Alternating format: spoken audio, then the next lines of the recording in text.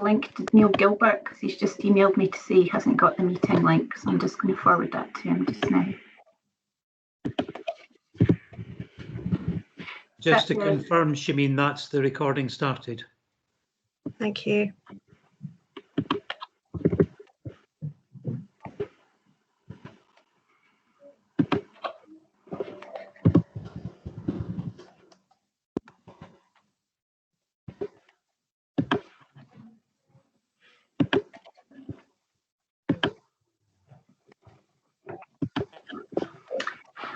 Okay, Chair, do you want me to go ahead and read the opening statement? Yes, please. Okay.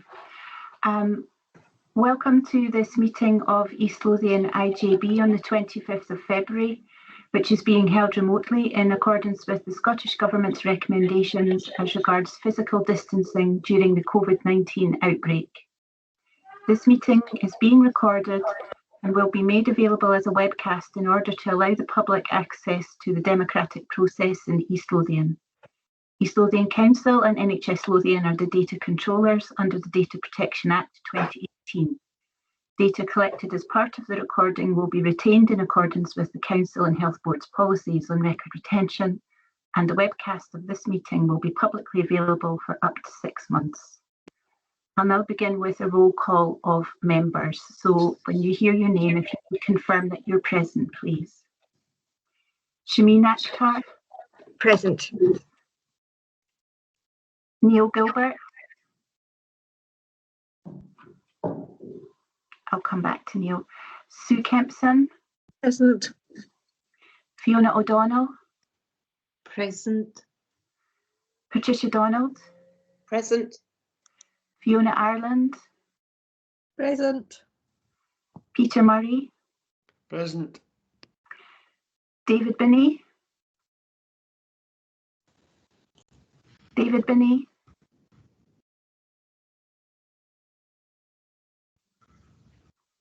Gaurav Chowdhury.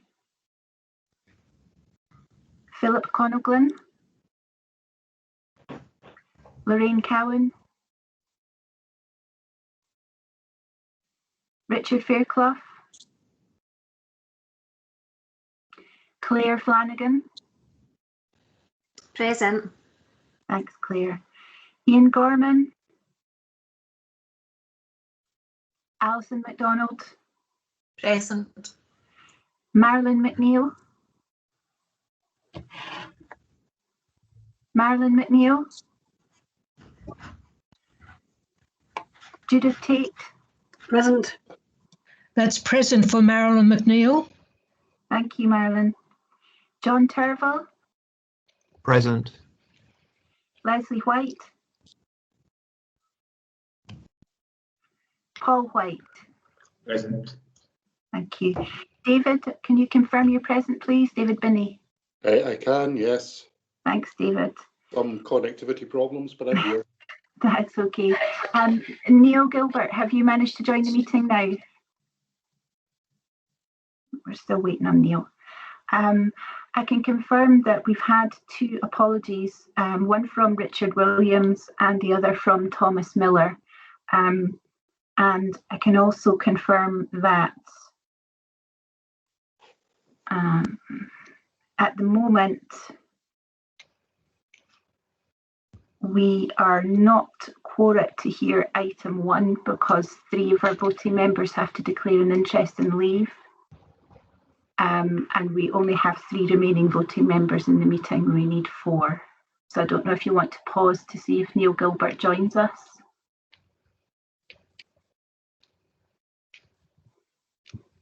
I've sent him the link to the meeting again, but it doesn't look like he's online yet.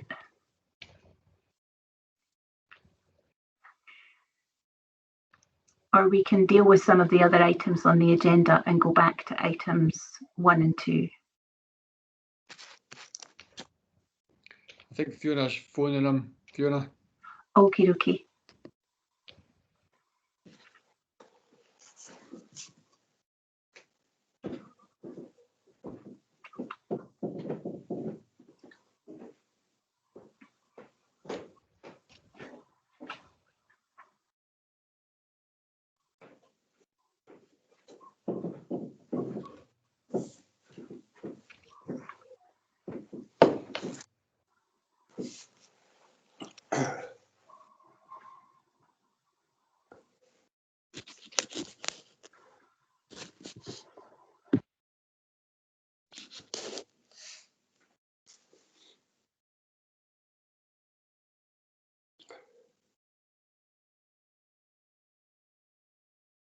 Okay, let me just check because I'm actually in the chair and live just now. Fiona Curry, is it possible for Councillor Gilbert to dial into the meeting? He's having some problems with his broadband connection, please. That I'm not sure if technically it's possible. Certainly from a procedural point of view it is, but perhaps Paul, who's more familiar with Teams, might be able to advise if that can be done.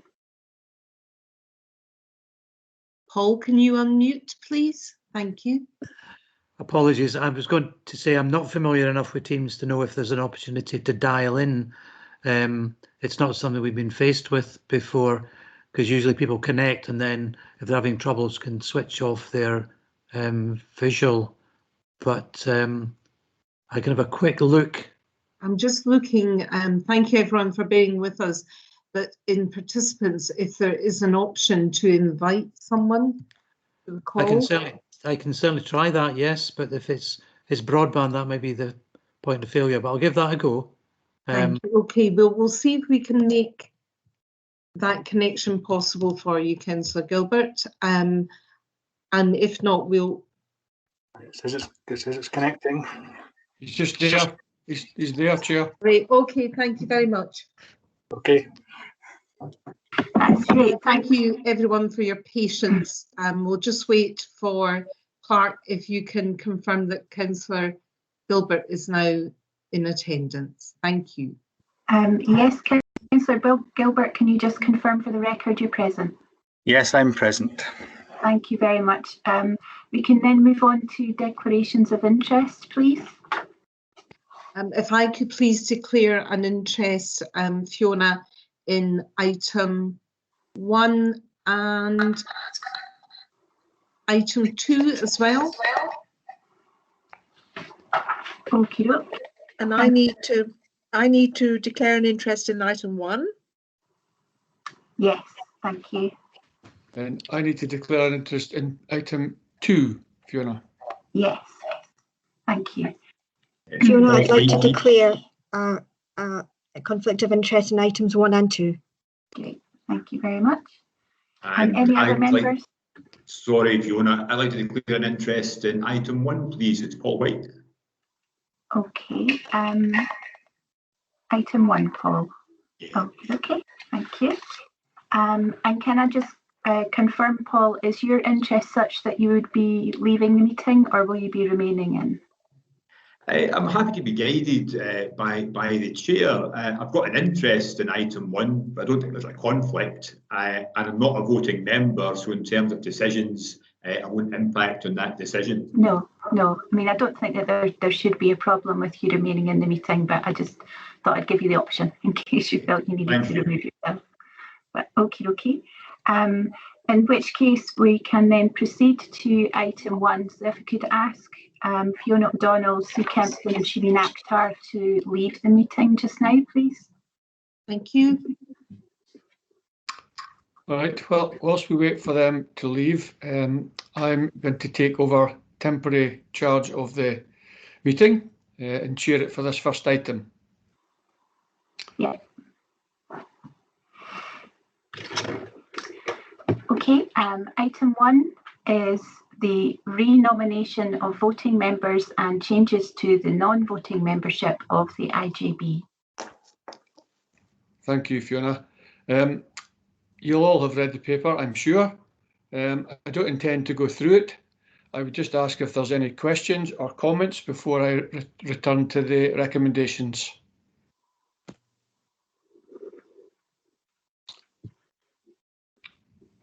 David, are you wishing to ask a question? Yes, please. I'm having a bit of technical difficulty here. I declare an interest in that I'm the unpaid carers representative is mentioned in the paper, but I'm not a voting member.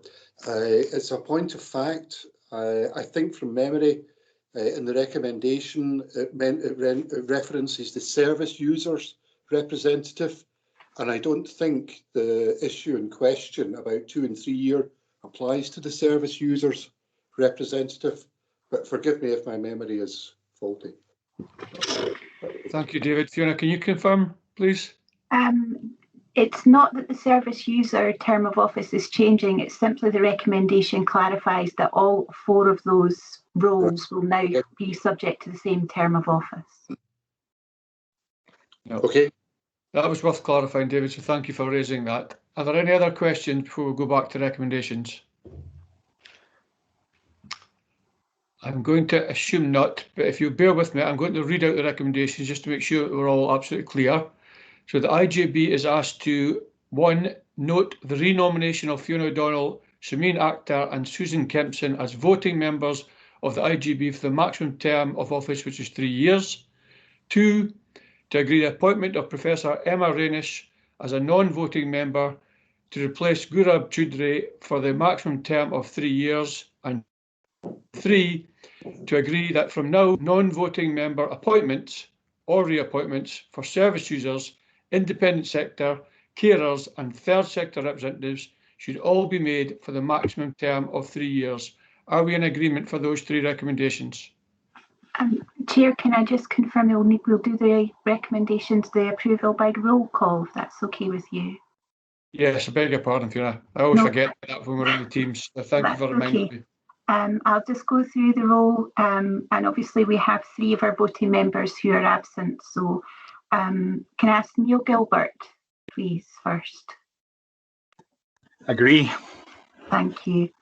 Patricia Donald? Agree. Fiona Ireland? Agree. Peter Murray? Agree. And Richard Williams is absent. So I can confirm that report has been approved, and I'll now contact the 3 voting members just to confirm they can return. Thank you, Fiona.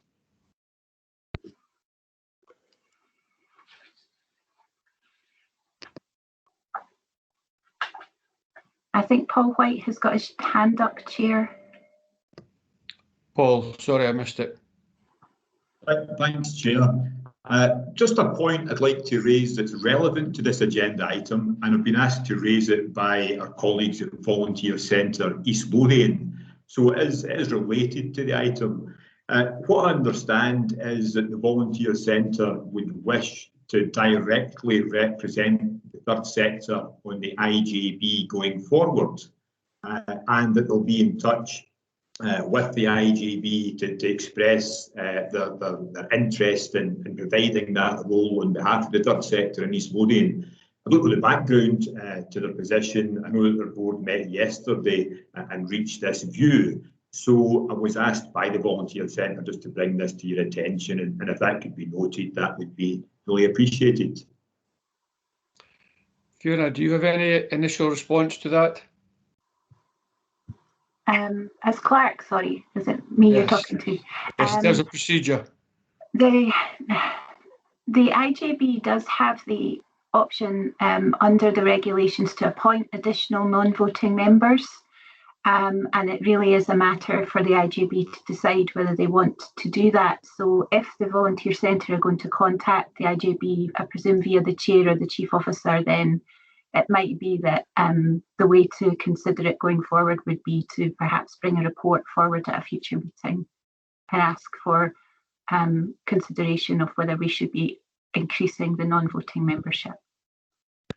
Is that acceptable to you, Paul?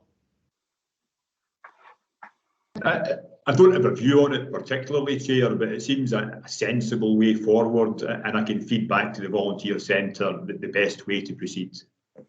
Yeah. So Fiona, is that acceptable just to note that in a minute? Yeah, I will do. Thank you.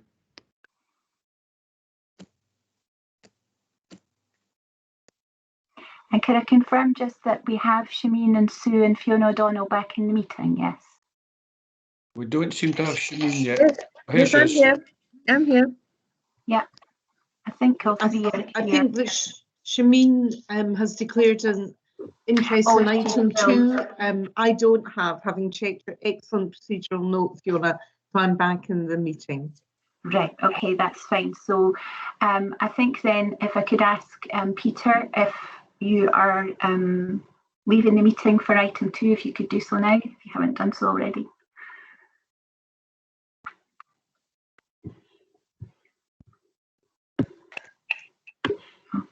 And I think we can proceed now to item 2, which is changes to the chair and vice chair of the IJB. Thank you very much, and thank you. This feels like some sort of weird game of IJB bingo, and we will never again complain about the chamber and the townhouse being too warm or the seats too uncomfortable. So thank you, everyone.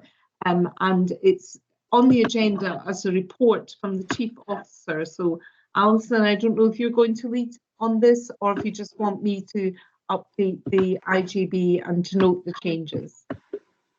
I'm happy for you to go ahead, Fiona. Thank you, very gracious of you. And so I am stepping down as chair of the IJB, and Shameen Akhtar, Councillor Shameen Akhtar, is going to step into that role. And this is just something I think for the IJB to note. Is that correct, Fiona, or do we actually need to approve it? It's noting that you are standing down, and it's agreeing the appointment of Shameen and then Peter for their chair and vice chair roles. Okay, then that's excellent. In that case, then we can proceed. But maybe before I do, if I could just, while Shameen and Peter are out of the room, just to, you can tell them afterwards how many nice things I said about them. But you know, I'm pleased to be continuing as a member of the IJB, so I'm not going anywhere. But I know that Shameen will make an excellent contribution given her experience in the IJB, but also more broadly in the council. And Peter, of course, we all know that Peter has an experienced hand in these matters and was, you know, a very effective chair. So him continuing as vice chair until we swap the role between the council and the health board, I think is something which offers continuity and good support. I want to thank all the members and all of this IJB and also all the staff in the Health and Social Care Partnership. And in particular, I want to thank Fiona Curry, because I think that the clerk is often a little invisible, even more so today, but the support which Fiona on her own gives to this committee, often there are 2 clerks present, and the sound advice and her patience and the conscientious way in which she carries out her job. I'm sure we all want to thank you for that. So without further ado, I will ask, first of all, that the IJB notes that I am standing down as chair. That's noted, thank you. And Fiona, do you require a roll call vote for the approval? Right, okay, so we will take both together. So it's either both of them or neither of them. So it's Shameen Akhtar as chair and Peter Murray as vice chair. Thank you, Fiona. Thank you, Chair. If I can ask members to indicate whether they wish to approve or not when I call your name. So Fiona O'Donnell. Approve. Neil Gilbert. Approve. Thank you. Sue Kempson. Approve. Patricia Donald. Approve. Fiona Ireland. Approve. That's excellent. And Richard is obviously absent. So I confirm that that report has been approved unanimously. And I'll now email Peter and Shameen, ask them to return to the meeting. And I'll now continue in the style of an Oscar winner to thank also Alison MacDonald and Claire Flanagan and Paul Curry in particular for their support to the IJB. It's been an absolute pleasure. And I look forward to continuing to work with you. So particularly I think during this time with the pandemic and now the rollout of the vaccination, I think we are incredibly lucky in East Lothian to have such a talented and dedicated team. I'm not going to thank my parents. I'm going to hope that they arrive before we get into that. Okay, are they present yet? I'm here. Great, thank you, Shameen. I'll now be quiet. Thank you. I think Peter wants to say a few words. I'll let you come in, Peter.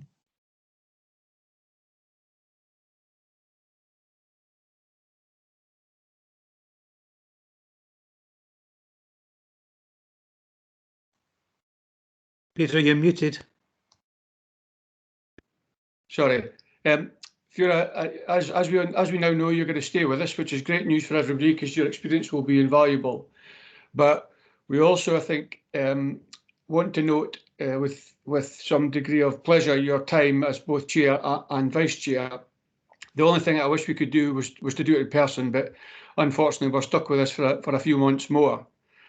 But just if I can say a few words about Fiona, I've known her for 4 years or over 4 years, 2 years in my time as chair, and just short of 2 years as Fiona's vice chair.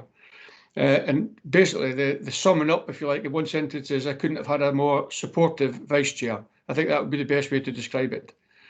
I will never underestimate how difficult it was to have a dual role as a councillor and be part of another group which sits outside the IJB but can potentially impact upon Fiona's thinking, but she is always steadfastly stuck to what's best for the IJB in her thinking and consideration. And I think we should all acknowledge that and give Fiona significant praise for doing that, because there are lots of examples up and down the country where that doesn't happen, I can assure you. Whilst in the role as chair, Fiona has had the added difficulty of working within this rather terrible time that we, fingers crossed, seem to be slowly edging out of, and that's the COVID pandemic. Hasn't made things very easy for her, particularly in the role as chair. But prior to COVID, you may recall that Fiona made, I think, a very valiant attempt to take this meeting and take it round the community. And that really, to me, just summed up one of Fiona's, I think, real assets, which is her desire to interact as effectively as possible with the community. And whilst we resumed our meetings back in Harrington, having had that experience, I think even taking that bold step was a signal of what Fiona's desire to engage with the community was. I think that demonstrates one of Fiona's many strongly held values, which is community engagement. But strong values are, in my view, the very essence of what Fiona's brought to the IJB, both as chair and vice chair. Always a voice for the less articulate and the less able. Fiona is one of the best attributes you can have, and that has to be thought of as a decent human being. And that, to me, is the biggest compliment I can pay you, Fiona.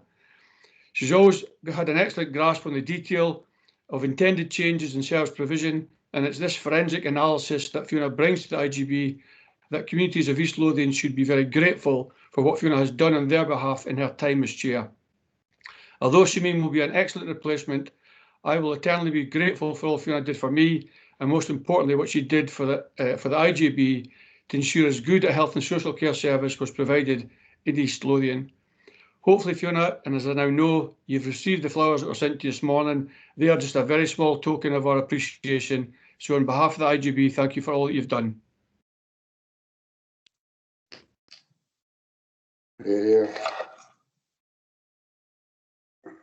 Thank you very much, Peter. I echo all the remarks that you've made, Peter. I couldn't have put it any more better myself, and I think that's echoed by everybody in this virtual meeting.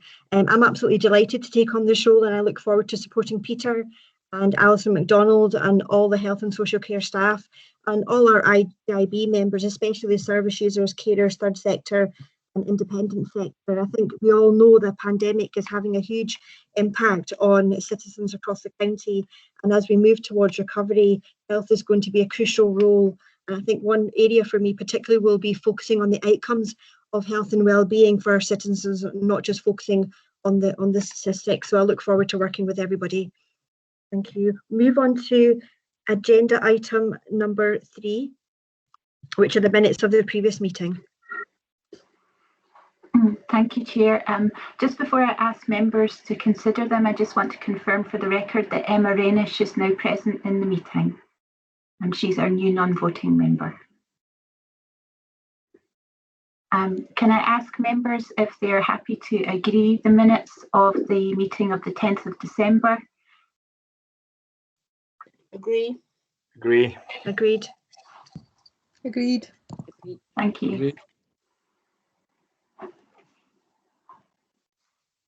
And we can move on to item 4 if that's okay, Chair.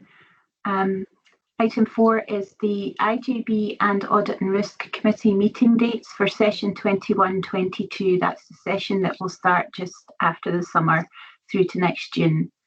I don't know if Alison wants to say a word about this or if you're just happy for me to cover it. I think it's just really to agree the dates, Fiona, so happy for you to go ahead. Okay, thank you. You'll see from the appendices that there are dates for IJB business meetings, and that's Appendix 1. And there are dates for development sessions on Appendix 2, and dates for the Audit and Risk Committee on Appendix 3. These dates have all been run by the chairs and Chief Officer and Chief Finance Officer, and the recommendations in the report simply seek approval of these dates. But before I go ahead on that, do any members have any questions or comments? I don't see any hands up, so I'll just go ahead with the recommendations. Again, because we're seeking approval, the recommendations have to be approved through roll call vote, but I'll do them all together if that's okay. So there doesn't seem to be any particular concerns about any of the dates. So the recommendations are to approve the dates for the IJB business meetings, to approve the dates for the IJB development sessions, and for the Audit and Risk Committee meetings during session 2021-22. And I'll just go through each of the members, each of the voting members rather. So Fiona O'Donnell? Agree. Thank you. Shameen Akhtar? Agree. Neil Gilbert? Agree. Sue Kempson? Agree. Patricia Donald? Agree. Fiona Ireland? Agree. And Peter Murray? Agree. Thank you. That's the dates approved unanimously. And we can move on to item 5, which is the independent review of adult social care. And Fiona, I'll be speaking to this. Members, hopefully you have the paper in front of you. It goes into a little bit of detail to introduce to the membership the outcome of an independent review of adult social care, which was carried out in the last months of last year and into this year. And the paper sets out some of the background to the review, how it was carried out. It was primarily carried out by online meetings for reasons that are fairly obvious, I think, but was very successful in gathering the views from many people who represent those individuals using adult social care, the people who care for these individuals, organisations with an interest in representing carers and families, professional groups, chief officers, planners, etc. And Derek Feely, who's a previous chief executive, Director General, I should say, for Health and Social Care and Chief Executive of NHS Scotland, I think did a very good job in having a very comprehensive reach into all the various interests for adult social care across Scotland. The document, which is available through a link in the paper on page 21, goes into a great deal of detail. It has 3 main principles that the review suggests need to be looked at in relation to adult social care in Scotland. And these are to shift the paradigms, to shift the thinking around adult social care, to strengthen the foundations for the delivery of adult social care, and to redesign the system built on those foundations. And the paper in sections 3.8, 3.9, 3.10, I think it is, goes into a little bit more detail on those aspects of the paper. The interesting thing for me in the shifting the paradigm is that Mr. Feely puts forward what is considered to be the old thinking in adult social care and its delivery, and what is the new thinking that he wishes the recommendations of the review to deliver on. And I think it's worth just reflecting on these for a moment. There is old thinking that social care support is a burden on society and a cost. The new thinking suggests that social care support should be an investment. That is, if we put money in and efforts into delivering good quality adult social care support at the right point, the cost to the individual in terms of their experience of living with social care support and the cost to society is, I think, avoided in many ways, and that investment ends up with people living better lives. The old thinking suggests that we need to manage need. The new thinking suggests we need to enable rights and capabilities, actually give the individual who has needs the right to those needs and support them in getting those needs met. We look at the delivery as a crisis intervention when in fact it should be more preventative and anticipatory. That is, we find out early where needs are and we intervene early in order to change the sort of natural history of the condition or the social care needs that would otherwise develop and become more chronic. We're basing our approaches on competition and markets, and Mr. Feely suggests collaboration should be exercised rather more in delivering the services. We look at transactions, that is, agreements based on transactions, when in fact we should be looking more at relationships. And we talk about places to deliver the services in. The example given is a care home in the table, and it's suggested that we need to look at social care as a vehicle for supporting independent living, and of course that would be in a home like or the home environment wherever possible. And the old thinking is that it's perfectly acceptable for social care delivery to be variable, when in fact the argument is presented in the report that it should be consistent and fair, both in terms of its delivery across the country in different areas and different geographies and different communities, but also in terms of the experience for our colleagues who deliver adult social care, who are employed under very different terms and conditions, who have very different experience of the educational or the support that they receive for the delivery of their important job. So I think it's worth looking at that shift in thinking around social care delivery. The review then goes on to talk about strengthening the foundations, talking again about the social care workforce who needs to be nurtured and strengthened, as he says, to feel engaged, valued and rewarded for the vitally important work that they do. And it also talks about the very important role of unpaid carers as the cornerstone, to continue this building analogy, who must be given a stronger voice in service planning. It then moves on to talk about redesign to the system, and it speaks about national improvement, strategic integration and the establishment of what is called a National Care Service, which is going to, if it comes to pass, establish a common purpose, establish the trusting relationships that the paradigm change talks about, and looking at partnership development rather than marketplaces. There are 53 recommendations in the review, and those are set out Appendix 2. And they are indeed wide-ranging in scope, and they involve all of us. I think all of us around this table, this virtual table in the IJB, and our partners out delivering services day to day. There are 8 recommendations which are specifically directed towards integration joint boards, and those are set out in Table 2 on page 24. And those are seeking to improve carer participation in the IJB work, to reform the IJBs, giving them new duties and powers, including, interestingly, concerning oversight of GP contracts, to provide the IJBs with direct funding from Scottish Government, to ensure IJBs work collaboratively with the new National Care Service, that the IJBs become responsible for planning, commissioning and procurement, strengthening current powers, and that the IJB invests in preventative care and admission avoidance rather than crisis responses. And as you'll appreciate, these are quite considerable changes, enhancements to the duties and responsibilities of the IJBs. So I think the future work is really about how we make sense of what these recommendations specifically for the IJBs mean for us as IJB, as those of us supporting the IJBs, apologies, and those of you who are IJB members.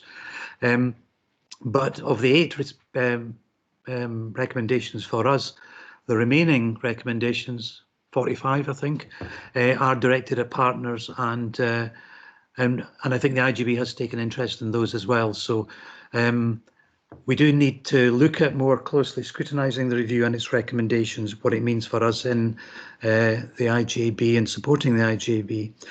However, we don't yet have a formal response from the Scottish Government on their feelings about the recommendations. There is an election coming up, so there will be some time yet, I think, before we hear formal government policy on these recommendations. So that's my summary of the paper, and I'll just draw your attention to the recommendations. I'm looking for the IJB to accept the report of the independent review, to agree how to assess formally the implementations for East Lothian IJB of the recommendations within the review and the timetable for this work, particularly in view of the forthcoming elections, and agree that once the formal assessment of the review has been carried out, and I should say a parallel report is going to the strategic planning group, and my proposal in that is that the SPG takes on an active role in carrying out the assessment of the independent review. So I'm looking for your agreement that a formal report will come back to the IJB to present those next steps as examined by the strategic planning group. Thank you.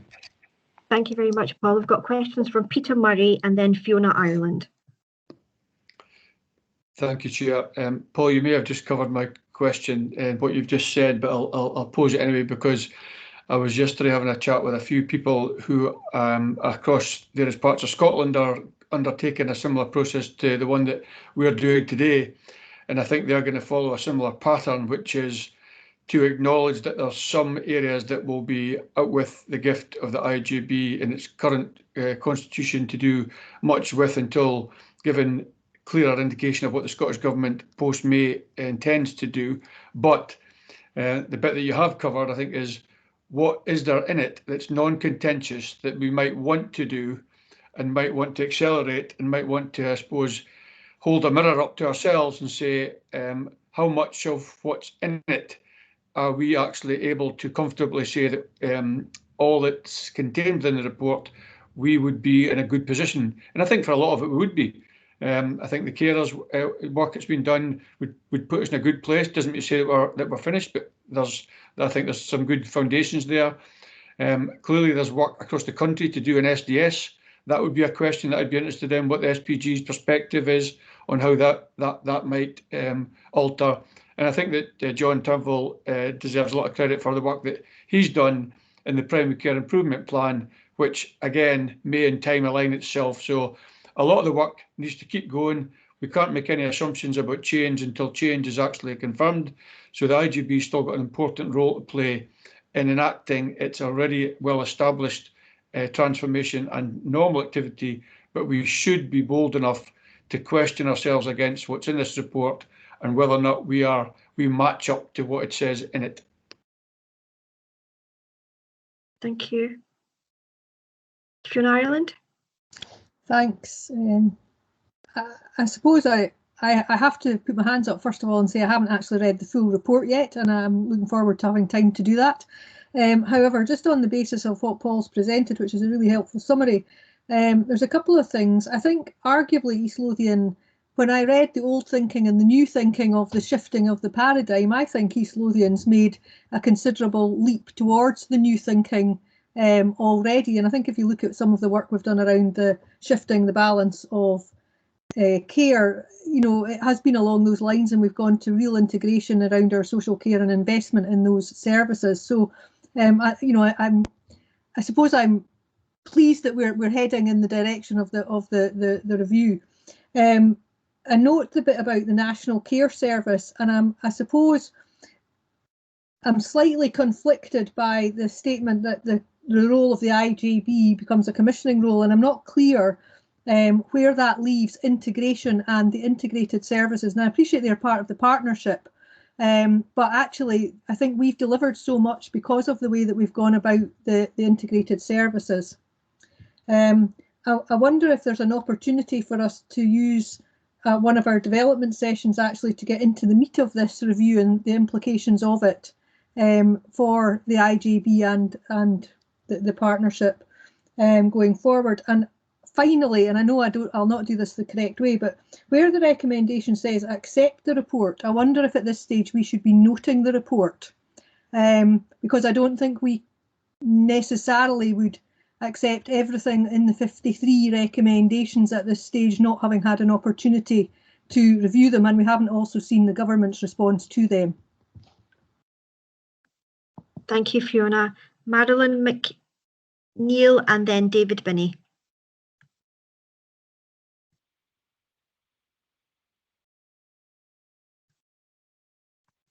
Hi, Marilyn.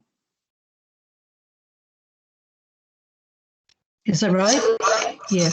I was just thinking that it's opportune to have the directions of this report in that with the re-engineering of elderly services option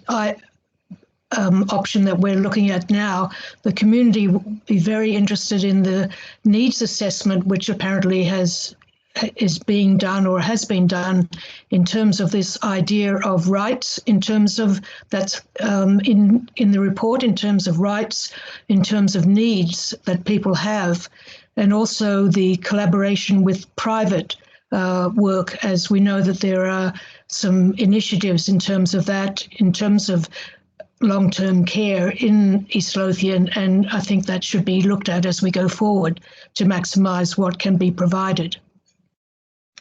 Thanks. Thank you, Marilyn. David Finney. Hello.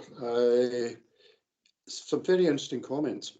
I think we need to kind of view this in a certain context. This is an independent report that has been commissioned by government for government.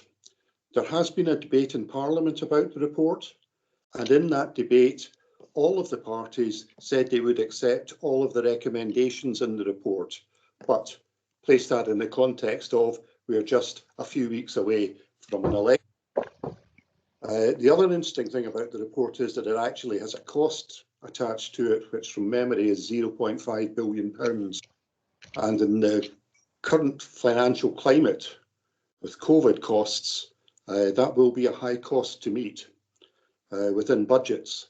So instant action and instant delivery will to an extent be dependent upon the availability of finance. Carers universally welcome this report. It's what people have been dreaming about for years. It's got everything in one report that we could almost wish for. So all of the carers organisations and all of the carers that I've spoken with really do genuinely do cartwheels about the recommendations in this report and the potential it has for greater involvement in carers. I agree with Fiona Ireland. We should note this report. I don't think we've got any other context to deal with it. And I also strongly support her suggestion that this merits a development session and very careful and continued scrutiny as it develops over the next several months after the election. Sorry, I've spoken too long. That's okay. Thank you, David. Patricia Donald. Hello. I just wanted to echo the first comment about the paradigm shift, because I remember when there was a review of the GP contract and we had this old thinking, new thinking, and I felt quite insulted because I think a lot of the teams that this is referring to will already have made those shifts, are already thinking about putting the person in the centre and not actually just crisis management and looking after the whole person. So just as we roll this out, I just think we should be sensitive to the people that we're talking to and not patronising and saying, actually, you've been doing it all wrong and this is the new way. But I also think there's a merit in perhaps matching where we got to in East Lothian with this. Just, obviously there's going to be a lot of thought to how we make changes, but there may be some mapping we could do of where we already are, because my impression is that East Lothian is quite far ahead in shifting the way of thinking and perhaps even the way of doing things. Thank you. Judith Tate and then Paul White. Thank you, Shameen. So as the Chief Social Work Officer for East Lothian, I would kind of welcome the kind of focus on adult social care and the profile and the opportunity nationally to raise the profile of such a huge and important area of work.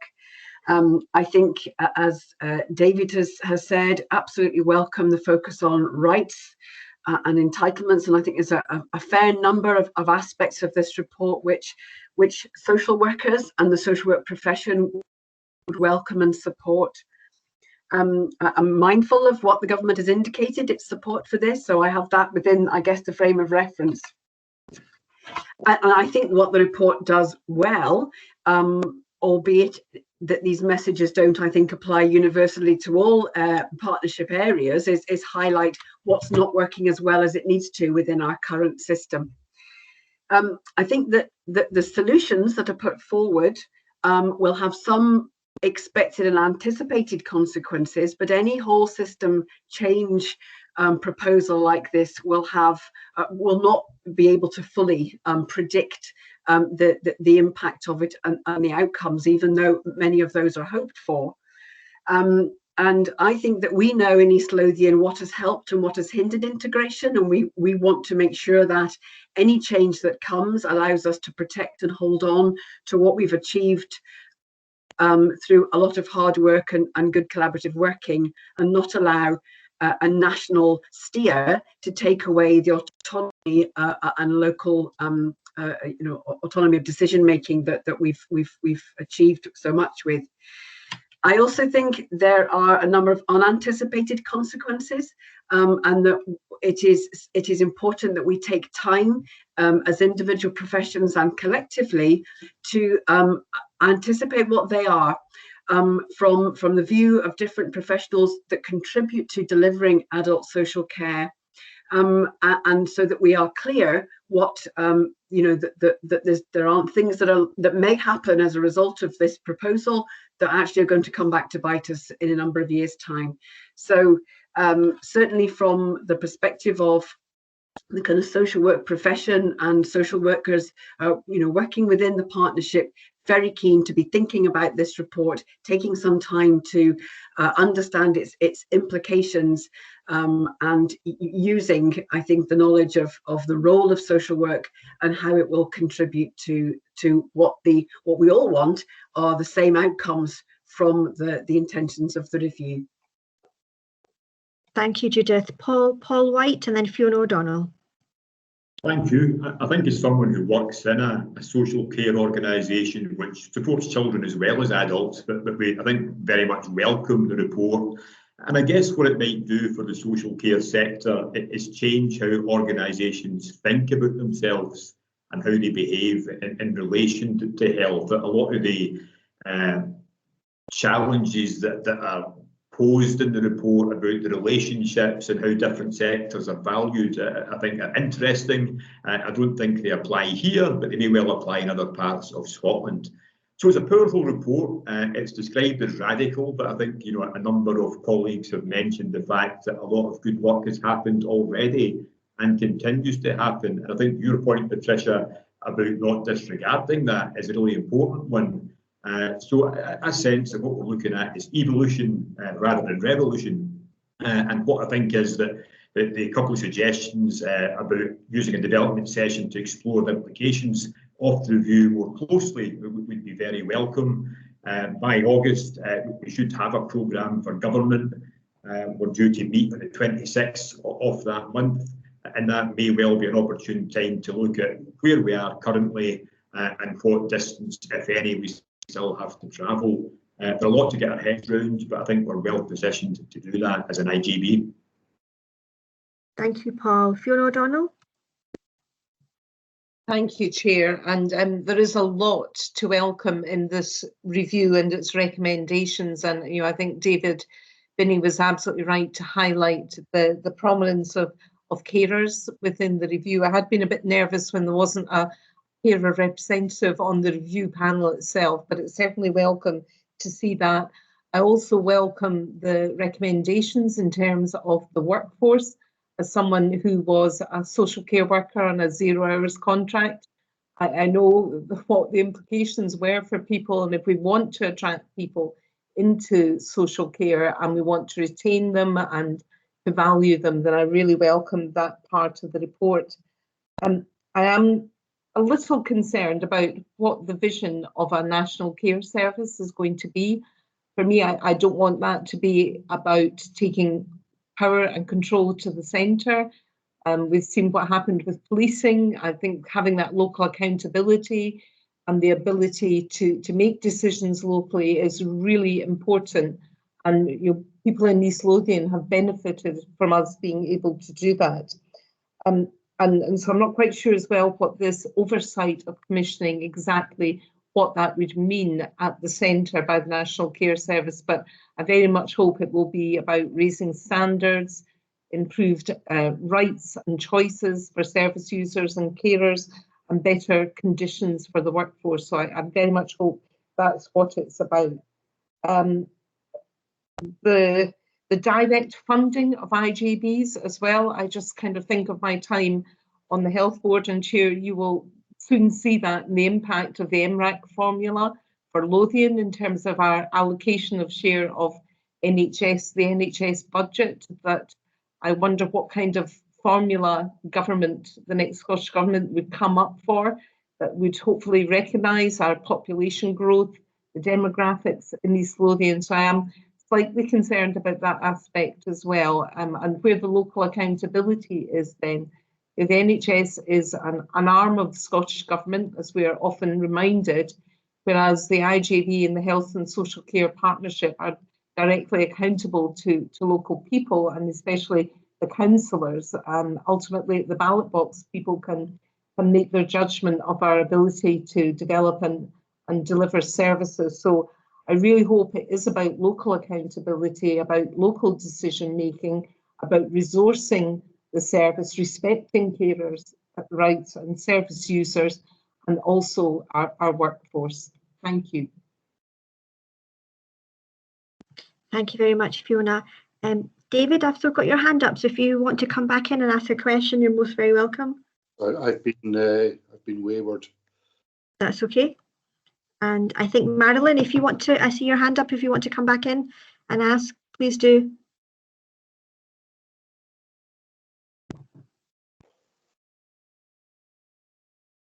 Alison.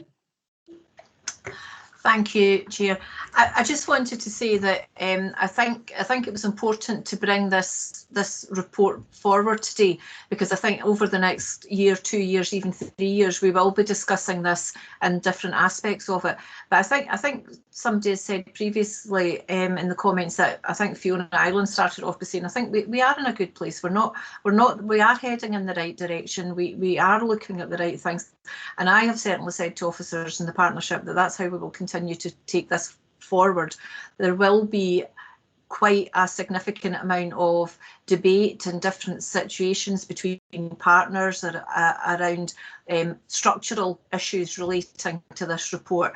And I think what we are trying very hard as a group of chief officers across the country, but also as a partnership, to try and keep the focus on the person that's at the centre of this, and to take the good things out of the report about people's rights, and try to keep that as the focus of how we conduct ourselves moving forward, because I think there will be some bumpy roads ahead, but I think we very much require to do what we can out of this and embrace the good things that are around it. I also think I've also said to officers, we have a myriad of professionals work in the partnership, and you may have a professional view that relates to your profession, whether it be a social worker, an AHP, and a nurse, and it's right that you're able to express your view as a professional that's not shackled by what we feel. GPs may have an issue around something that affects a particular part of the GP contract. So I think some of us wear quite a number of hats in this arena, but I think we should always be clear that the whole focus of what we're doing is about the person at the centre of it. So I think I think a development session, at least one, but I think we may have more than one over the coming months on this, and I think we should all feel free to express what we want, and that's for the people of East Lothian to get the best possible outcome from this. Thank you. Thank you, Alison. Peter? Yeah, it was just really to back up Alison there to the maximum extent, because most people have said something similar, but we have got limits as to what the structural aspects or any changes that may follow are in terms of within our gift. We can express a view, but I think we've already done that in many respects in terms of the build-up to the report. So Alison's, I think, energy that she's applied to her contribution there on the person is where we should start and finish our dialogue in the development session. And that then, I suppose, takes me back to my original point, which is we need to be clear on what the development session is actually going to try to secure, because we might want to spend time talking about our views on the various structural aspects, but I think energy would be better expended on how we can deploy the non-contentious issues to maximum effect. And everybody that's contributed has said, I think, the right things about where we are and the good things that are done. But like every organisation, I'm sure with prompts such as this report, we could explore that even further and become even better at achieving outcomes that Alison's pointed to. Thank you, Peter. I'm just looking to see if there's any more hands up. I just want to make sure everybody's had the opportunity to make a contribution if they want to.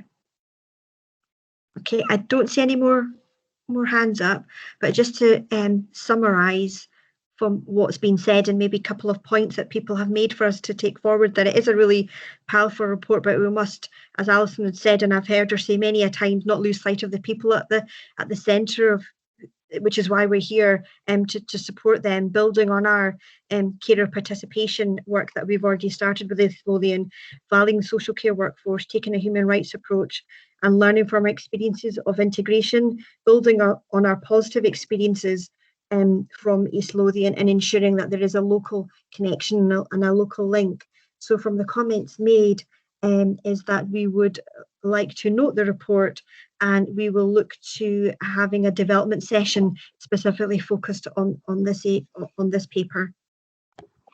Chair, can I just clarify that if members would rather that recommendation 2.1 was to note the report rather than accept, can I ask for a proposer and seconder to amend that recommendation, please? So Okay, I'm happy to propose that as soon as I raised it in the discussions. Thank you, Fiona. Second. Sorry, who was that? Was that Trisha? Yes. Yeah, Trisha Donald to second. Thank you. Thanks. If we're happy to proceed to the recommendations now, what I'll do first is we'll do a roll call vote on the amendment to the recommendations, and then we approve the recommendations as amended, all of them together. So if I can first ask members if they agree to approve the change to recommendation 2.1 that the IJB should note the report. So Fiona O'Donnell? Agreed. Thank you. Shameen Akhtar? Agreed. Neil Gilbert? Agreed. Thank you. Sue Kempson? Agreed. Patricia Donald? Agreed. Fiona Ireland? Agreed. And Peter Murray? Agreed.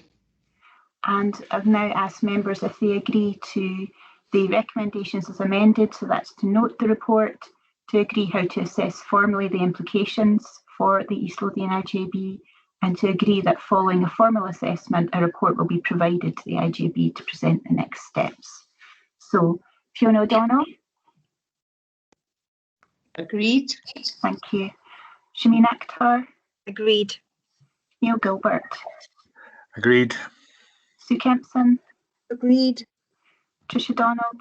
Agreed. Fiona Ireland? Agreed. And Peter Murray? Agreed. Thank you. That's the recommendations approved as amended. And we can move on now to item 6, Chair, which is the financial update for 2020-21, and that's from Claire Flanagan. Thank you. So this finance update provides the board with the outputs from the recent financial forecast carried out by both of our partners. The timing of the paper's been a little bit tricky this time. So it's East Lothian Council have actually concluded their formal Q3 review process, but as yet NHS Lothian haven't actually concluded their formal Q3 financial review process. So the updates here are their financial forecasts as at month 9 from their normal routine reporting. As I've mentioned probably in every finance report this financial year, the challenges in reporting the financial position remain. It's not straightforward, and the finance teams in both both of our partner organisations continue their work to determine the financial position, both in terms of the core operational position and the impact COVID is having both on our income and expenditure financial positions.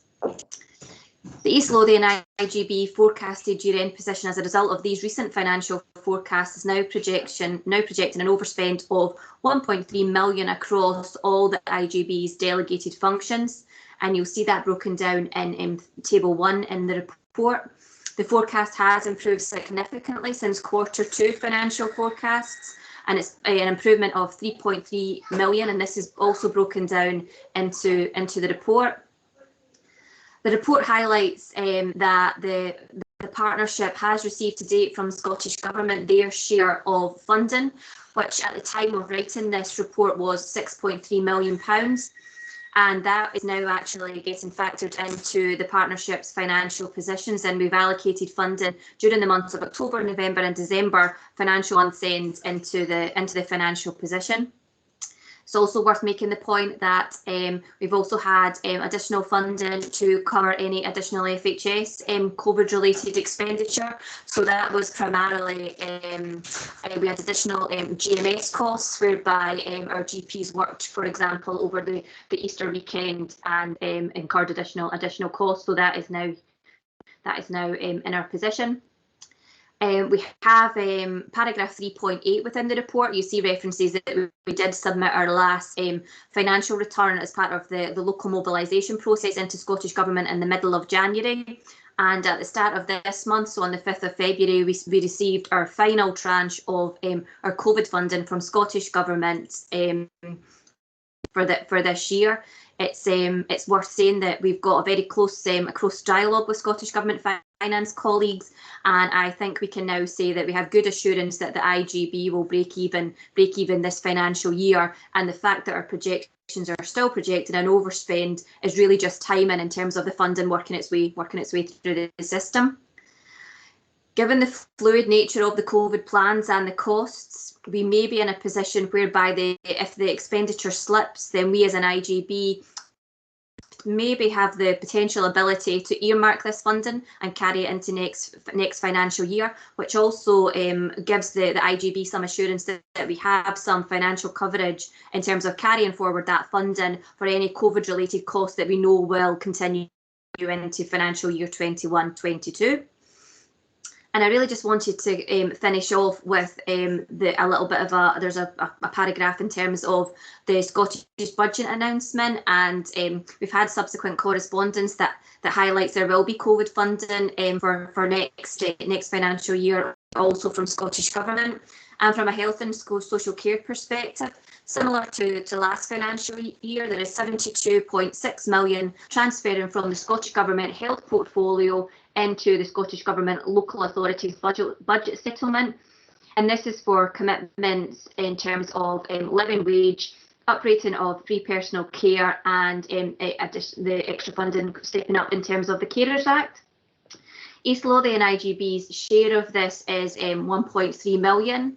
And I suppose it's just worth making sure everybody's clear that this funding, in terms of the guidance we've had from Scottish Government, is that this funding should be passed in full to the IJBs via local authorities, and that the IJB's budget from local authorities should be 1.3 million greater than it was this financial year. And that's the anticipation from Scottish Government that we would need to refer back to. It's worth just caveating that the budget process hasn't been through all the stages in Parliament, and we're still awaiting the UK budget announcement, so we'll continue to monitor this position. And just to say, in terms of our local budget process, we are aware of the draft budget proposals from East Lothian Council, and NHS Lothian is finalising its financial plan for next year. But we have actually received indicative budget from NHS Lothian as well. We just received that letter just today. So as we do in previous years, we will bring our report back to the IJB as soon as we have these positions, even if it's just here's the indicative budget positions and then here's the formal budget offers for the IJB to consider at a future meeting. Thank you. Thank you, Claire. Do we have any questions for Claire? Peter? Claire, you covered most of my questions, but if you don't mind just asking a question on next year's budget, obviously, because it may well be impacted a little bit by what you've just told us. When are we likely to see that in the detail, i.e. the breakdown of it as Alison and her team would want to spend the money that's available to them? And I suppose the obvious question is, when are we going to see any negative impact, if indeed there is any, on the money that's available to us? Because we are heading rapidly towards the start of that next financial period. Yeah, so East Lothian Council, I think, are taking their budget through council quite soon. So we should have a kind of a formal position from them relatively quickly. NHS Lothian, in terms of the budget offers, as much as we've got the indicative position, it probably tends not to change unless there's something that changes in the budget announcement from Scottish Parliament. And really that normally goes to the NHS board the first week April for formal sign off, and then comes through to the IJBs after that. So that's kind of the timescales that we would be looking at in terms of having that budget position. Regarding breaking that down into the more detailed kind of operational budgets, we will also put in terms of building up the directions, we put a financial value in all our directions. So that's where you see the kind of the next level of detail in terms of the budget broken down. And then we will make those necessary adjustments through the financial ledgers of both partners. In terms of, I don't know if you want me to mention any negative impacts. Well, I suppose it's maybe not for now. It would be. Sorry. It's maybe not for now, and I'll let Alison be the judge of that. But it's just we are very, very close to the start of the financial year, and whilst you're right to point out that directions will have a funding element attributed to them, we're also keenly anticipating some transformation programmes that will be part of further decision making. And it would just be interesting to know as an IJB member what the effect of that is in the budget and how that's going to look. Yeah, because I mean, in terms of how the kind of the financial ledger works, the budgets automatically roll over every financial year. So we've kind of got an idea of what that's likely to be. So we're not blind in terms of, even though we've not got the formal budget offers, we will continue to operate and do the normal routine financial monitoring even without that formal offer, and that formal offer will adjust anything operationally as we accept the budgets. So yeah, it shouldn't hinder anything. You know, we've got our kind of 5-year rolling financial plan, so we understand the challenges and the things that we are picking up in future years. I wouldn't expect the fact that we've not got that formally signed off to hinder any of the transformation work. Thank you, Claire. Do we have any more questions for Claire? No, Claire, could I ask you a question around you talked about the NHS Lothian financial plan. Could you maybe just talk us through about how it will factor in the demographics for East Lothian? So NHS Lothian's financial plan is based on a kind of bottom up exercise, and I think it's fair to say that they've this financial plan they've done for 21-22 has probably been the most challenging that they've done for a while, given the fact that they tend to use the previous year as the baseline for moving forward. But given the fact that the financial position this year is so skewed, and given the finances for COVID, it's been really difficult for them to use to have an accurate baseline.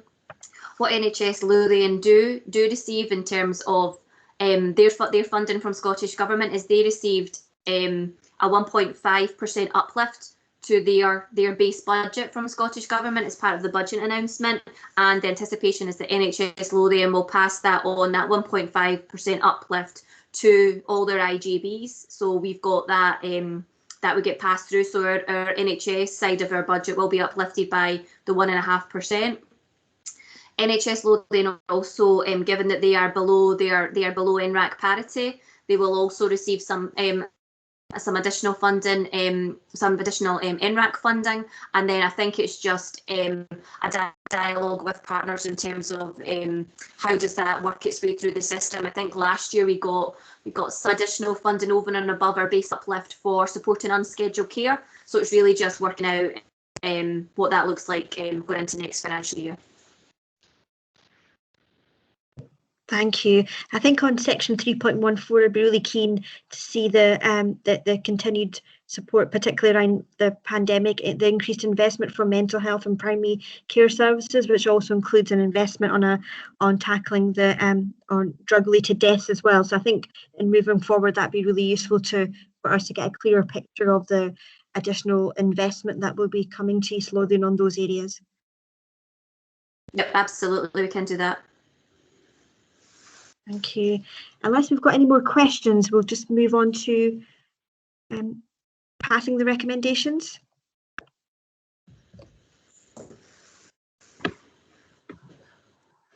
Yep, if members could just indicate if they agree with the recommendations.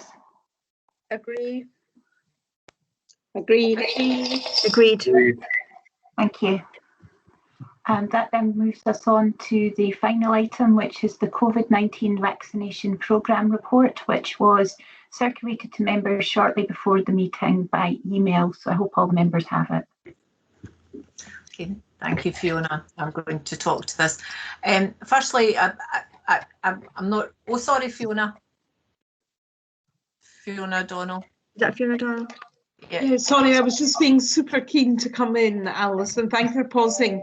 It was to ask if, I presume this is a public paper, because I know in a lot of community councils, people are asking how the rollout is going, and it was to see if that's something which we could circulate in our communities. Thank you, and sorry to have interrupted.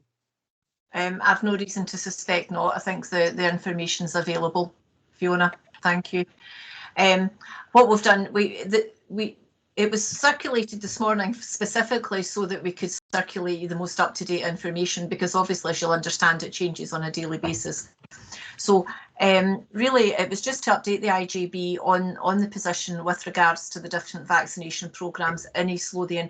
We can't go down any further than East Lothian. We get our information based on East Lothian figures, but at the moment we're not able to go down further than that. So I'll just run through the various categories that we have been vaccinating so far. As members will be aware, we've got the two main vaccination centres. We've got Queen Margaret University, which is the mass vaccination drive-through, and we've got East Lothian Community Hospital, where there are 8 vaccination pods working at the moment 7 days a week, with a variety of vaccinators supporting that. The staff vaccination programme, initially there was a purely staff vaccination programme for health and social care. That commenced on the 8th of December and concluded on the 28th of January. When I say concluded, what happened post that was that people who were in further cohorts were given priority for the mass vaccination. So the staff programme essentially is still going, but the dedicated time at East Lothian Community Hospital has ceased. So during that period, 3,183 priority 1 and 2 staff from across health and social care received their vaccination, although as the report suggests, the actual number may be higher because people may have been appointed to other centres across Lothian. Second dose clinics for staff have been operating starting on the week of the 20th, 21st and the following 3 weekends in March, 20th and 21st of February and following weekends into March. That will bring our staff who had their first vaccine in line for getting their second vaccines. So that's been done over the weekend so that we don't hold up the further vaccinations of the population. If I go to the table on page 2, it really just shows you the uptake of vaccinations in care homes, which I think has been really, really good, and I have to commend the care home teams in particular, and with support from the vaccination hub for the work they've done going out around the care homes. So we've had 92.3% of eligible people in East Lothian care homes, residents in East Lothian care homes, have been vaccinated. Now, when we say that, 39 people were unable to be vaccinated, and if people were off colour or just went particularly well that day, we couldn't vaccinate them. So so we have to go back for 39 of these residents. So it's not a case of being forgotten, but this was this was in the first uptake, and only 9 declined. So over the population of 594, that's pretty good uptake. The second dose vaccines have now commenced. There's a programme now commenced in the care homes that started last week, so that's ongoing. Over 80s vaccinations, our GPs colleagues, they undertook that really successfully. I'm sure there was a lot of information on social media about that, and some of the practices also undertook their housebound patients who were over 80 as well. So that was completed mid-February, that programme. 75 to 79 clinically extremely vulnerable vaccinations. That's for your people that have perhaps got long-term conditions, severe asthma, diabetes, etc. So these people have been vaccinated by their general practices and just about completed. Housebound for the over 80s, as I say, some GP practices did that, but also our East Lothian district nursing teams, our CTAC, so our community treatment centre nurses, and the East Lothian vaccination service, between them got the lists and went out and vaccinated those other people. The under 80s commenced in February, and it's been delivered by district nurses and CTACs. I suppose I think one of the things I have to really highlight here has been the fantastic collaboration, absolutely fantastic community spirit and collaboration across sectors to deliver this programme. It's been really quite incredible. East Lothian Council transport team have in particular supported us both with bringing people who are unable to get to vaccine centres for whatever reason, supporting them to get in, but also with taking the CTAC nurses around to deliver the housebound flu, because they can get a lot more people done if they don't have to look for parking spaces. So that's been a huge asset. So can't underestimate the support from council staff, both in roads and transport, for supporting the programme. We've also had a significant number of administrative staff from East Lothian Council supporting the vaccine centre, particularly East Lothian Community Hospital, and their support's been invaluable. Volunteers, we've had volunteers who have turned up every day, and some days 12-hour days, to see people in and out of the centres. So they have been absolutely fantastic. So I think what I would say is things are running. As we have the vaccine, we will vaccinate. I think that is the message. We as the vaccine comes in, we are vaccinating. We don't have any spare vaccine. We are vaccinating as much as the vaccine delivery will allow us to do. But we do have the capacity to increase East Lothian Community Hospital to 7 days a week and to 12 hours at such times as the supply enables us to do that. But just really, it was to update IJB. We will bring it back in the future, but just to update and say, a real big thank you to everybody that's made this possible. Thank you very much, Alison. Really appreciate the report and your comments to see how everybody's working together to get the vaccine out to as quickly as possible to as many people as possible. I've got a question from Peter, Trish, and then Paul. It's just a comment, Alison. First, acknowledge what you've just said, the obvious great progress you've been making. So well done to everybody on that. I wonder, Alison, would it be appropriate just to perhaps consider whether or not some formal acknowledgement at the end of all this for the volunteers would be appropriate? And I don't know what that form that might take, but I just think something to say, beyond thank you, just some register of us as an IJB to say, your support has been incredible and invaluable, and we want to just mark that in some way.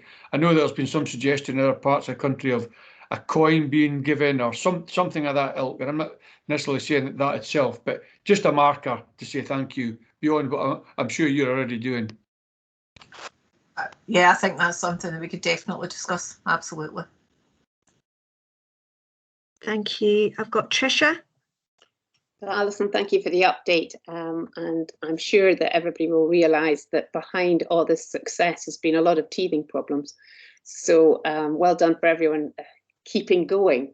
I think it's small in East Lothian is probably much easier than Edinburgh, but I'm part of the Edinburgh scheme at a local clinic, and there have been bumps along the road. And what I've suggested is that at some point there's a pause to reflect on what is the template to create a sustainable vaccination model, because you'll know what's worked well and what hasn't been working well, and to smooth out, because we might be doing this for many years to come, and this has had to be put together very quickly with a lot of goodwill. But for future, maybe to have some form of template of sustainable model. And my other comment is that as we go down the age groups and reach more social deprivation, I'm sure you will find, as we're finding in Pennywell, that the DNA rate will start to increase. People will not be attending. They either didn't get the letter or they're anxious. Don't know what your BAME rate is in East Lothian. So there's something about the mop-up and following up, maybe with some personal contacts, to encourage people to really rethink and to come along, so that we don't just do a one-pass system. Yeah, thank you. I'll come back on that. I think you're absolutely right, Patricia. And I suppose the other thing is this is a part of our vaccination programme, and with the primary care improvement process, we will be having as a partnership to deliver all immunisations. So we're very much cited on that. This is just now, but we've also got the full flu programme probably coming this year. So it's wider than this, but you're right to highlight this, because it will be a significant piece of work. Thank you. Thanks, Tricia. I've got Paul Curry and then David Binney. Yes, I just wanted to draw members' attention to the fact there's a small typo on page 1, which I admit ownership of. It should say under care home vaccination as of 25th February rather than as of 25th January. So I'll issue members with a corrected version of that. Apologies. Thank you, Paul. David Binney. Thank you. Yes, the figures are indeed truly impressive. And it's also very welcoming for carers to learn that people with learning disabilities are now in the higher category group, and indeed not before time. But good news. I've got a question. Are particular manufacturers of vaccine being targeted at particular age groups, or is it just all a mix and max? No, the vaccines are given dependent on how you can store them. So, for example, the Pfizer vaccine that's at community hospital is not one that you would take out to GP practices because of the way it has to be reconstituted. So it's more about, at the moment, I mean, I'm not saying that might not come in the future, and I might not know something about that, but at the moment we're getting vaccines based on how they're reconstituted and how we can store them. So I haven't heard that we're doing it for specific age groups. Okay, thank you. Thank you. I've got Fiona and then John Turville. Fiona O'Donnell. Thank you, Chair. Can I also extend my thanks to everyone involved? And I think Peter's suggestion about the volunteers is an excellent one, and Fiona Ireland may have a view on that, or it may be that the East Lothian Health Foundation, that's something in terms of the care and welfare, that they might look at the volunteers. I wanted to ask Alison, I realise this might be difficult for you to comment on, but I had representations from the husband of a nurse who was really disappointed when she heard how much she was paying for taking part as an employee in the vaccination programme compared to what was being paid to GPs. And I just wondered, is that something that was negotiated locally or at a national level? I'm sorry, did my connection go there? I don't know if someone in Scottish Government is watching what I'm saying. I may be cutting you off. No, do you know, I can't answer that question, and I did see that in the paper at the weekend. Yeah, I'm not probably the best placed person to answer that, but I did see that in the paper at the weekend as well. Absolutely. I don't want to place you in an awkward position, but I think often there have been problems and issues at the centre, which locally, in a real collaborative way, not playing the blame game, that locally people have ironed out the creases, which Tricia referred to. So I just think it's important, though, that the public are clear about, when it comes to, for example, the priorities, these are not decisions that are taken at a local level. And I don't in any way want to be negative. It's a phenomenal achievement, what we're seeing happening in Scotland just now. But I do think it's important that there's kind of transparency around these, where the line lies and in terms of responsibilities when these issues are raised. Thank you. Thank you, Fiona. John Turville and then Neil Gilbert. Thanks, Shameen. Yeah, just to underline what Alison said earlier and understanding what Tricia said about bumps in the road, I'd just like to say that for the people that have had the opportunity to take part in the program and giving vaccinations and being part of the team, it's been an enormous privilege and quite a boost to everybody involved to be able to do something practical in this awful pandemic. So I suppose what I'm saying is other rewards, yes, for volunteers maybe, but I think they would mainly say that the reward is inherent in being able to take part, and the feeling of participation and collaboration has been massive, especially, and yes, there have been challenges, I'm sure, but the logistic challenges with these vaccines in terms of not wasting a drop and trying to match the number of people to the number of doses available are additional to the existing logistical challenges that there are with any vaccination program.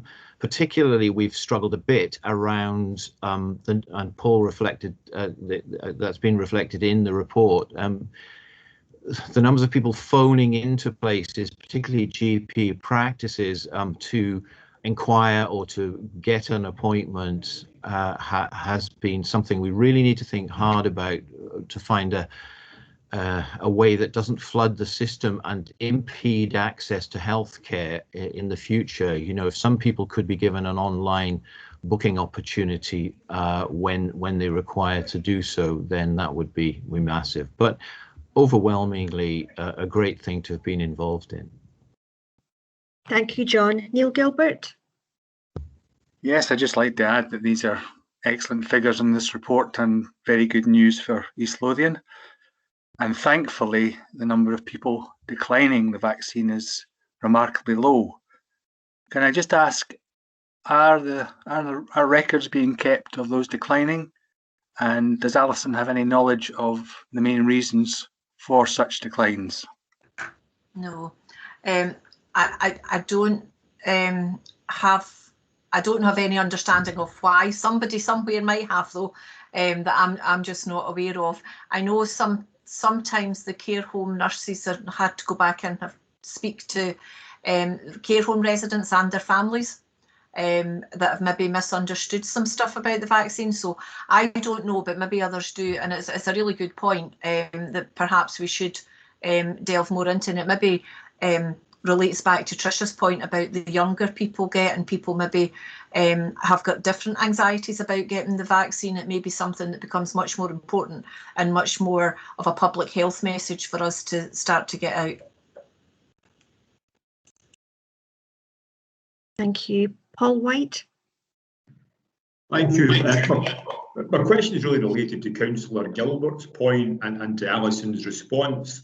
I've looked around for I guess, a myth-busting document that's got some authority and some official sign-off, but I've not managed to find one that I'd be entirely confident with. So in terms of public health messages, are we aware of any documents of that nature?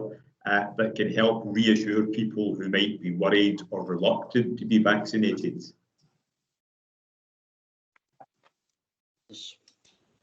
I'm just making a note to myself, Paul, that I will take that back to public health because it's a very good question. Thank you. Okay, thank you, Alison. Do we have any other questions? I don't see any. Richard, I see Richard's hand up. Yeah, thank you, Shameen. I mean, just to add my voice to, I guess, what's already been said. Just you know, it is to commend all and echo that on what I see as a really good and collaborative effort to vaccinate the community, and obviously kind of myself and I know colleagues have been very pleased to play, albeit a small part, in that programme. I think, you know, again, the points that have perhaps already been made, but I think supply has been a concern, and I know it's been a concern that our patients have voiced anxiety over at various points. I'm pleased to say that supply issues have been overcome, and certainly my practice has managed to have adequate supplies delivered to us such that we've been able to get our first round vaccinated now, which I'm obviously very pleased to have got through those numbers. But for the second doses, I guess, you know, it would be really nice that if there could be some communication that we can be a little bit more confident in supply, because it definitely creates anxiety at the point of delivery. We've had a lot of patient inquiries when they've I think when patients have felt that things have been going a little slower than they might have felt that they should be, and trying to explain that supply is that as the hold up has been sometimes difficult. I think the other point that John made is the messaging around where you get your vaccine from and who you contact, and we've definitely had our phone lines very busy with anxious patients trying to understand where they're going to get their vaccine from, and also if they've got queries where they're to take that. And I think a lot of people will naturally come to the GP surgery, and we're happy to try to help, but sometimes these queries are not best made to us, and even some national messaging around that would be appreciated as we try to, you know, establish, as you say, a pattern moving forwards for how this programme might continue through the year, and indeed subsequently to that. Thank you.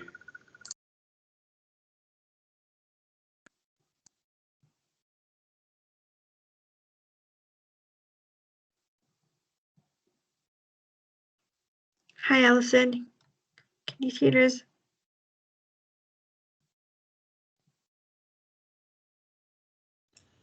Yes, sorry, I can. Was there another question? And from Tricia as well. Yes, I just wanted to build on what Richard was saying, in that I've brought that up at the health board and through the non-execs, that it's the messaging and local messaging that would be really helpful, and particularly the fact that Lothian is probably the only health board that asked the GP surgeries to do the 75 to 80-year-olds. So the mass clinics were doing the 70 to 74, while the GPs were doing 75 to 80, and people in the same household were going to two different places. So I think there needs to be Lothian messaging, but also maybe East Lothian as well, just to really clarify where you go. And there, I think a lot of the messaging has been English messaging, and seeing English GP settings doing a lot of the mass clinics. So the more that we can share of what is happening in East Lothian, I think would help to allay a lot of fears. Thank you. And then John, I think you've still got your hand up. Did you have another question?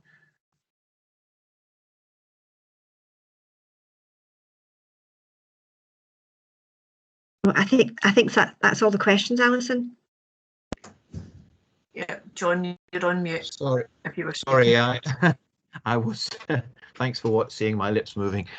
I was just responding to an earlier query about the understanding of people who decline the vaccination. So, I mean, it's not the whole story, but it's certainly where the opportunity arises in GP land, we do code that. So those are understood. Not necessarily the reason for it, but the fact of declining the immunisation. We can put that on our systems. I'm sure that opportunity doesn't arise everywhere where people don't accept the vaccine. In terms of the related point about people with anxiety strong enough to refuse the immunization, for some of us, that's hard to understand, I think, but we're all well aware that there are campaigns of misinformation and disinformation out there. And the point about having really good pushback against that and our own information to correct, that's got to be, these arguments have got to be refuted wherever they exist, and they mainly exist, I think, in social media, and particularly strongly in certain communities. And that's being recognized, but it is a big it's a big problem, because it seems to be most concentrated in the communities that have been hardest hit by COVID and who stand to benefit the most by being immunized, I mean.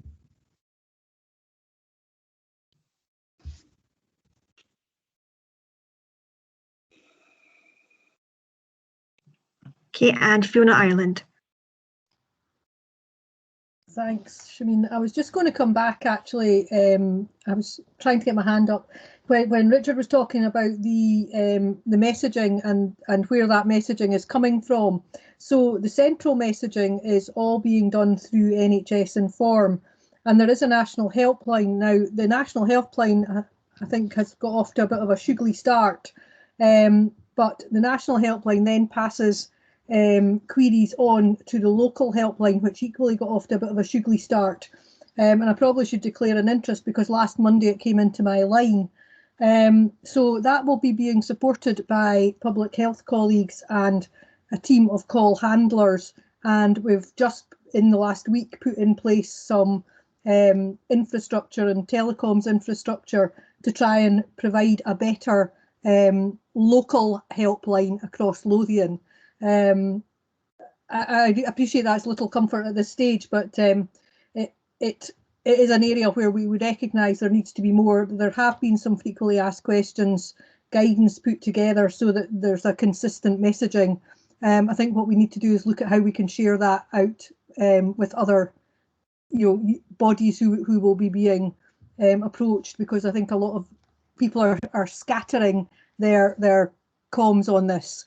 Because there isn't, coming in through the central national helpline is possibly not a very simple way for people to get in, although it's the national strategy around this whole programme. Thank you, Fiona. Just want to check if anybody else wanted to come in, or if there's anything else you wanted to add, Alison. Oh, I think that's been very thorough, and it's good to have the debate. And I think, moving forward, I think it's really good that the IJB are cited on the fact that this isn't a one-trick pony, and we will be going at some element of this for some time, and it will take a significant amount of work and resource. So I think it's good that these points have been raised and that people are cited on it. Thank you. I don't see any other questions. Just to say, Alison, just pulling together what everybody said, and I think it's really important to pass on to yourself and to all of your staff team the heroic effort that's gone into this. And I think my colleague Fiona O'Donnell is right to mention that some of the staff, some of the health staff that are on the front line, and the issue around pay, and nurses who are doing the vaccination, that is something that we would want to look to get more clarity on. And just to thank those people in this virtual meeting that have been involved in delivering the vaccination programme. So to thank you as well, because I know that's something that you're doing, and we see that in different modes of social media. How we learn from this process and in moving forward and having a sustainable vaccination programme, because I know this won't be the first time where citizens across East Lothian will have to be vaccinated, not just on COVID, but on the flu vaccination as well. And the point that Peter made about the contribution of volunteers, and what's the best way that we pass on our thanks and ensure that we let them know that their contribution is really valued. And I think that's really important when volunteers step up to the mark to support an endeavour like this, that we pass on our thanks and gratitude for everything that they're doing. But I think if you're able to do that, that'd be really grateful. And for everything that you're doing as well, Alison, because I know that you go to the gold meetings every single day at 7:30, and all the other work that's going on behind the scenes during this really difficult time. And I think the other thing we forget, that staff are delivering this not under normal circumstances. The pandemic is there at the same time, so there's huge constraints put upon staff to be able to get out there, but you're doing a fantastic job, and please pass on our thanks to all your staff teams. Okay. And I think that's the end of our IJB meeting.